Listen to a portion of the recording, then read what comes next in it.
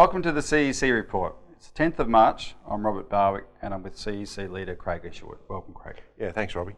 In this week's CEC Report, Malcolm Fraser, Lyndon LaRouche exposed the lies that are pushing the world to nuclear extermination. Top international banking expert warns Australian government you must go with Glass-Steagall. So, first, Craig, Malcolm Fraser, Lyndon LaRouche exposed the lies that are pushing the world to nuclear extermination.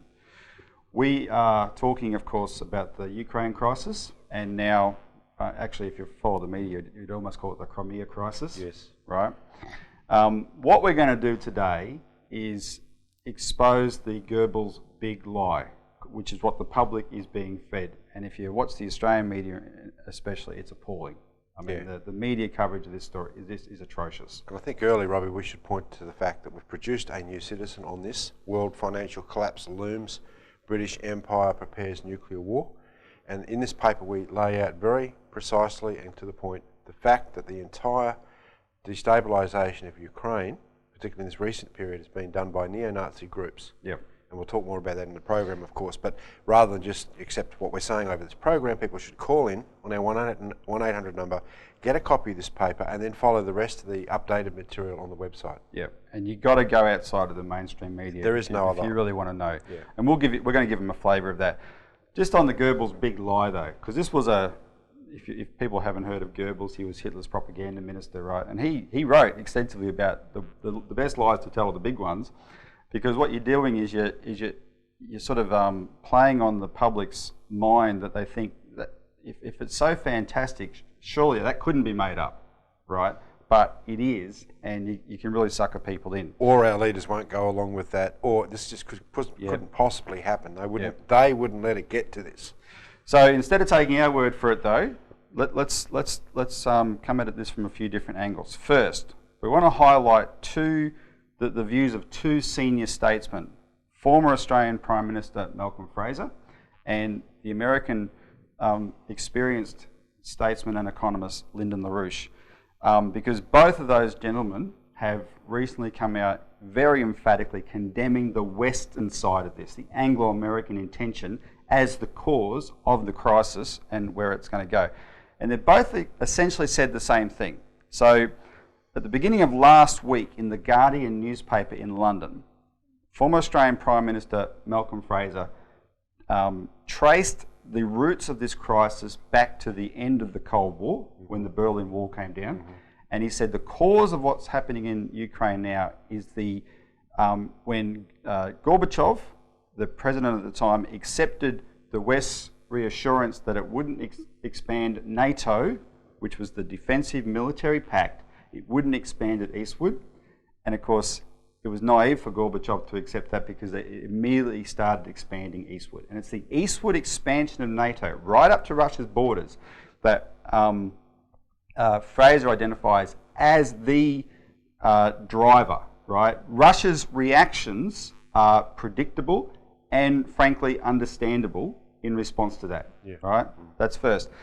And Craig, it's interesting that Lyndon LaRouche is essentially saying the same thing, except LaRouche goes further than Fraser. He gives the cause. And his point is why the eastward expansion of NATO, and he puts it in the context of the 40-year collapse of the global financial system. Since the end of the Bretton Woods system in 1971, where you had, well, the British themselves called it, they called what happened post-1971 as the rise of their informal financial empire, where they could rule the world financially, not through gunboats, etc., but through banking systems and being able to literally loot countries. We're in the post-collapse phase of the transatlantic financial system now, and LaRouche's point is that those transatlantic powers, which are imperially ruled from London, they are obsessed with the economic looting of Eurasia. If you go back into the 1988 period, 89 period, when the Berlin Wall fell down, LaRouche and Helga Zepp LaRouche played a crucial role at that point on proposing what was called the European Triangle. Yep. Robbie, now this was the productive triangle. This was to take a triangle of the most productive areas in Europe and use that as an economic driver to develop the sovereignty, to develop the economic sovereignty of all those new independent states after the Soviet Union disintegrated. So the West reached out for economic development of the East. Yeah, and funded through national banking and so on and so forth. Now, that was counterpositioned with the whole British system of free trade. And what you got instead was the smashing of the Soviet Union. If you go back into the 90s, you see the destruction under economic rationalist policies, the very same policies, the very same institutions that smashed Russia, such that they were losing population at the rate of 1 million people per year from famine, from starvation. They were looted, like their industries, valuable metals industries were broken up, sold off, and the person who came to save Russia, in effect, was Vladimir Putin. Yep. So he has been created as this absolute villain by the West, because ever since he's been into power, put in the president the first time, he has fought for the sovereignty of Russia. Yep. And Russians know, all over the world, even here in Australia, know that this is the essence of what Vladimir stands for, and this is why the British hate him. And Craig, all the propaganda is couched in the language of democracy, right? Like Putin's some kind of autocratic dictator. I'll talk later in the show about some experiences I had last week on the financial system, and I happened to meet some well-connected bankers in Australia who just blithely, off the top of their head, told me that Putin is a multi-billionaire. And they know that how? Well, they don't know that. That's just what they've been told, right? So it's and therefore everyone who's opposed to Putin is doing it so for democratic reasons. And of course, the poor people of Ukraine, they just aspire to European-style democracy to get away from Russian dictatorship. You mean Greece? You mean that's right? All of those collapsing countries. And can I point out though, if you look at, so people would understand what I'm talking about with the democracy thing. You've got to have a long memory sometimes, right? And if you go back to what you were just talking about with the way Russia was looted, there was an incident early on in the presidency of Boris Yeltsin where the Russian Duma, the parliament elected by the Russian people, opposed the changes in the constitution that would have given these Western businessmen carte blanche to loot the country in the name of liberalisation and privatisation. And if you're old enough to remember, Yeltsin sent in tanks to bomb the Duma. They were bombarding them with tanks, blowing holes in the windows, etc. Right? Yeltsin sent in these tanks back then, and the Western democratic leaders sided with the president of Russia, because what trumps democracy is economic gain. It's economic looting, right? And that pattern's been repeated, time and time again. I think what you're illustrating, Robbie, here is one of the biggest problems we have in Australia is that people do not understand the history of this region. Even our elected leaders have no idea about the complexity and the depth of what we're dealing with here in terms of who Russia is, where they've come from, who the personalities are that have fought against this British free trade. And of course, we haven't even talked about China. No. That's another sovereign nation that has a very strong sense of looking after its own people from the point of its idea of national sovereignty. So what we're getting is the one big lie, fed this line from the Western media that wants to actually use Ukraine as a battering ram to break up, to destroy Russia. But Russia is a thermonuclear power. It will not allow this to happen, and hence it's why our warnings towards a nuclear confrontation. Okay, so here's what we're going to do. We're going to take a break now, and when we come back, we will go through specifically lie by lie by lie that you, the public, are being told, and we'll give you the proof of how much it is a lie and why.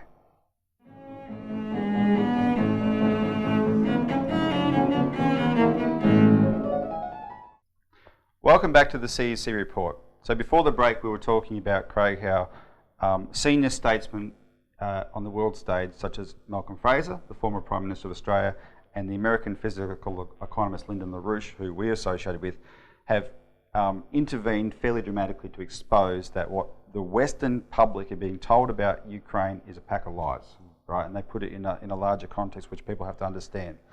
So what we want to go through now is the lies that we've been bombarded with in the last couple of weeks, right? And we'll go through them one at a time. The first lie, and this is the big one, there has been no Russian invasion of Crimea. Now, this is not Russian propaganda, right? You are expected to believe that the tanks have crossed the border, that, there's a full-blown invasion underway. Have a look at Crimea on the map. It's very important that people understand the position of Crimea on the map, that it's a peninsula of Ukraine, but it also goes eastward very close to Russia. It is the home to Russia's largest Black Sea naval fleet, right?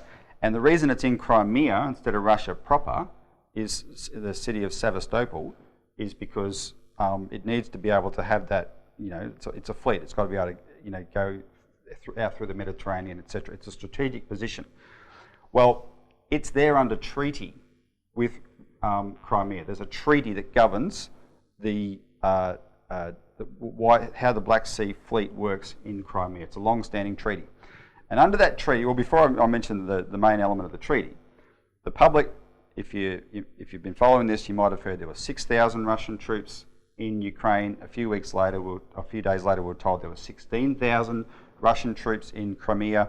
I noticed yesterday we're now being told there's 30,000. And that's a very important number, that 30,000, because I suspect it's made up. In fact, I know it's made up.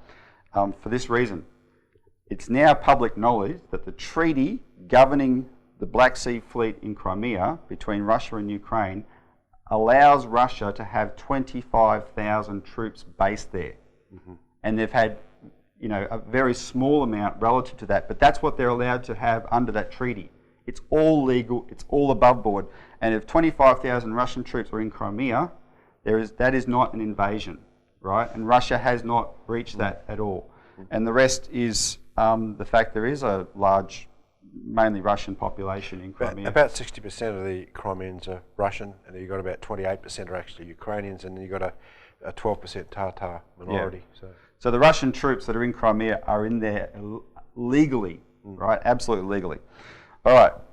Second lie, and this is a very, very important one. People, a lot hangs on this particular lie, and that was that there's about 100 people or so in the Maidan, which is the independent square in Kiev, that were killed on the weekend of February 21, 22, right? And mostly by snipers. And that was under the orders of the president of Ukraine, Yanukovych. He ordered that to happen. That's the propaganda line. That's the propaganda line, right? That's what now we know that those people were killed by snipers. The public are told that that was the blood's on the president's hands. Okay, here's the key. That, first of all, the president, Yanukovych, no one denies he was democratically elected, and by a sizable margin, right? Quite democratically elected. He came to an agreement as the protests were going on. He came to an agreement with the main opposition people in the Maidan, and that agreement was brokered by 3 European countries, and there was a representative of Russia present, and people might remember they all signed this agreement, and the gist of that agreement was that he would hand over certain of his powers to the Parliament, which required constitutional reform. It had to be voted on, but he agreed to do that. And then after that constitutional reform, there would be an election, a new presidential election later in the year. That was the gist of that agreement. Those people present were happy with it, as happy as you could be. The European leaders who brokered it were happy with it. The Russia envoy there was happy with it. So that was the last legal thing that happened in Ukraine, Craig, because from then, everything just went pear-shaped. And the key thing is, the violence erupted in the Maidan. No one could understand why. It turns out, we're going to play a little clip now, just for a minute or so, of a leaked phone conversation between the European Union's Catherine Ashton and the Estonian Foreign Minister, where the Estonian Foreign Minister reveals it is known that there was only one group of snipers shooting both sides, and those snipers came from the opposition protesters. And that is now known, but the new coalition government doesn't want to investigate that. So we'll just go to that clip now. What was quite disturbing, the same Olga told that, well, all the evidence shows that people who were killed by snipers from both sides, among policemen and people from the streets, that they were the same snipers killing people from both sides. Well, that's. So that, and then she also showed me some photos. She said that has medical doctor. She can, say that it is the same handwriting, the same type of bullets, and it's really disturbing that now the new coalition that they don't want to investigate what exactly happened. So that there is now stronger and stronger understanding that behind snipers it was not Yanukovych, but it was somebody from the new coalition. I think they do want to investigate. I mean, I didn't pick that up. That's interesting. Gosh. Yeah. So that it was, in this sense, disturbing that if it starts now to live its own life very powerfully, that it already discreditates from very beginning also this new coalition. So, Craig, Catherine Ashton, she's a British baroness who works with the American State Department on the EU, and they've been orchestrating this from a distance. They actually don't want to know that fact, but it shows you it's very well known, right? Well, actually, Robbie, today Lvov came out and called for the Europeans to investigate that particular point. Because that's what broke up the whole thing. Okay, a second clip, which you're told the Ukraine uprising is democratic. Listen to this short clip of the American State Department's main person who's been involved, Victoria Nuland, who we showed a clip of last week, bragging that America spent $5 billion trying to get this outcome in Ukraine. Since Ukraine's independence in 1991, the United States has supported Ukrainians as they build democratic skills and institutions, as they promote civic participation and good governance, all of which are preconditions for Ukraine to achieve its European aspirations. We've invested over $5 billion to assist Ukraine in these and other goals that will ensure a secure and prosperous and democratic Ukraine. All right, now our next clip shows, at the moment the media attention's all on Crimea, Craig. What's happening back in Kiev? Well, in Kiev you have armed neo-Nazi groups patrolling the streets, and the new government of Ukraine, out of the new cabinet, there's 15 members of the new cabinet, 5 of them are from the Svoboda party. Svoboda means freedom, but that was a name change from the Socialist Nationalist Party of Ukraine. And we'll show you the leader doing the Heil Hitler salute, etc. These guys are actual Nazis, but look at this clip that shows you the intimidation factor on the street. And this is from the BBC, so some of this news is getting out. Let's just go to that clip now. But amidst the flowers and the children's tributes, flashes of something more sinister. Groups of armed men strut through the square with dubious iconography. That yellow armband is a Volksangel, a German symbol used by several SS divisions during the Second World War. Far-right graffiti is appearing, daubed on the walls of the city. The people who brought down the government were overwhelmingly ordinary Ukrainians, students and doctors, workers and even families, people who simply refused to back down. But the most organised and perhaps the most effective were a small number of far-right groups. When it came to confrontations with the police, it was often the nationalists who were the loudest and the most violent. A group calling itself the Right Sector is perhaps the largest. Its members can be seen marching around Kiev in columns of about a dozen. Mostly they carry baseball bats. Sometimes they carry guns. So this is part of the enormous lie, Robbie. In fact, the takedown of the Ukrainian government was done by pure pedigree neo-Nazis. And people should read page 2 of our New Citizen. We go through the pedigree, the history back into Adolf Hitler. This is a direct, hard-wired operation.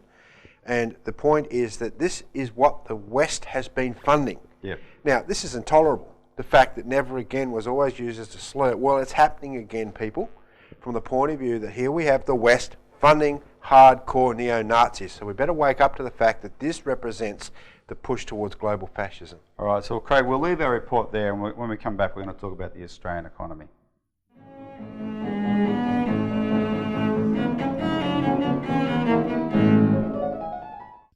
Welcome back to the CEC Report. So finally today, top international banking expert warns Australian government, you must go with Glass-Steagall.